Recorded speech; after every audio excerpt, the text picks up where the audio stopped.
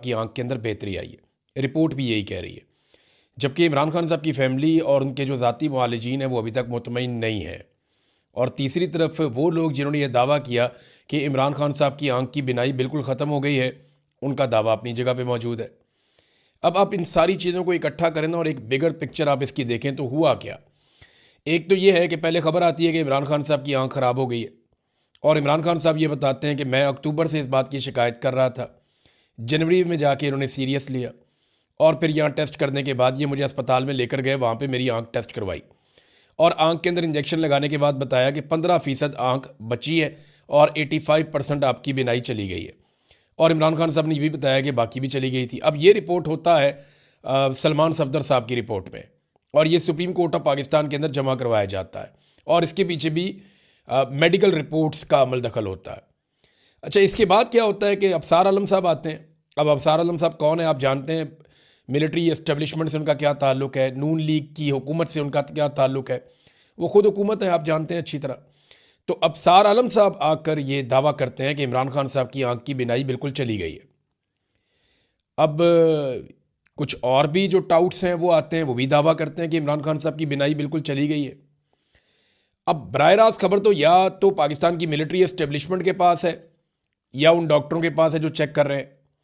बराह रास्त कोई खबर ना तो इमरान खान की फैमिली के पास है, ना उनकी पार्टी के पास है, ना हमारे पास है, क्योंकि मौका ही नहीं मिला इमरान खान को मिलने से। जो ज़राए के हवाले से खबर आती है वो हम आप तक पहुंचाते हैं, लेकिन उसमें भी वो खबर वहीं से जनरेट हो रही है जहां से पाकिस्तान की मिलिट्री एस्टेब्लिशमेंट चाह रही है। इमरान खान साहब तक बराह रास्त एक्सेस तो बड़े अरसे से इन्होंने बहुत ज़बरदस्त तरीके से कंट्रोल की हुई है। अब जो ज़ाती मुआलिजीन है इमरान खान साहब के या उनकी जो फैमिली है, वो ये जो मौजूदा रिपोर्ट है इसके ऊपर मुतमईन नहीं है। इस रिपोर्ट में कुछ चीज़ों की कमी भी है। यानी मेरी एक एक्सपर्ट से बात हुई, वो यहाँ पे आई स्पेशलिस्ट हैं बरतानिया में, डॉक्टर कामरान आफ्ताब अहमद, FRCS भी हैं, और ये रेटिना स्पेशलिस्ट हैं जो बीमारी इमरान खान साहब को है। उन्होंने कोई नुक्ते उठाए, उन्होंने कहा जी रिपोर्ट अधूरी है।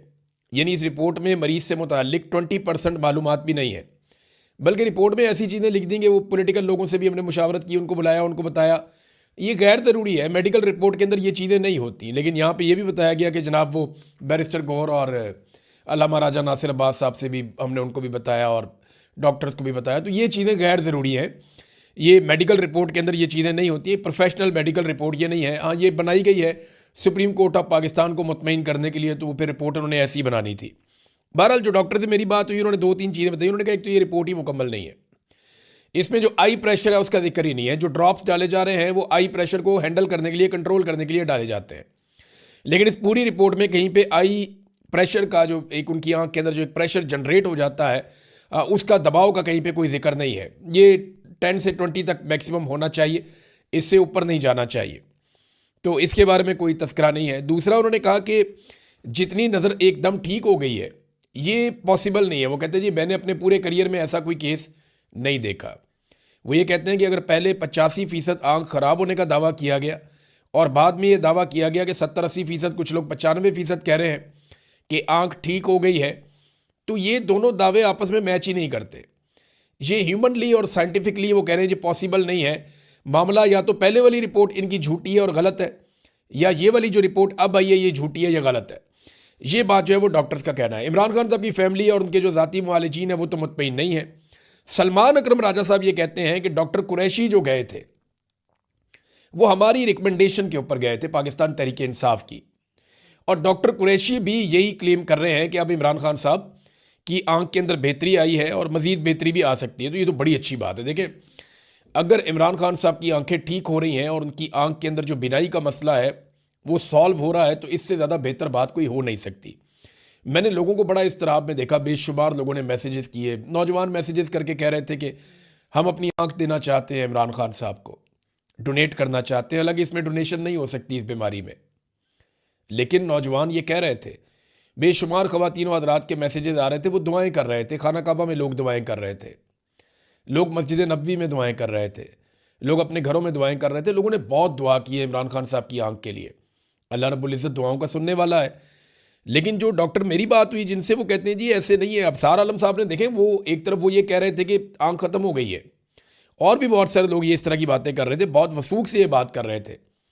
अब सवाल ये पैदा होता है कि ये जो लोग ये बातें कर रहे थे, क्या ये अफरा तफरी फैलाना चाहते थे? तो फिर तो अब सारा आलम साहब पे मुकदमा दर्ज होना चाहिए कि जनाब आपने बिनाई ख़त्म कर दी, हालांकि ऐसी कोई सच्ची खबर मौजूद नहीं थी। ये उन्होंने ही कहा ना, और उन्होंने कहा कि बड़े बावसूख ज़राए से मैं कह रहा हूँ। अब नवाज शरीफ के ये आदमी है, ख़ास आदमी है, और इस्टेब्लिशमेंट दिन का जो ताल्लुक है वो सारी दुनिया अच्छी तरह जानती है।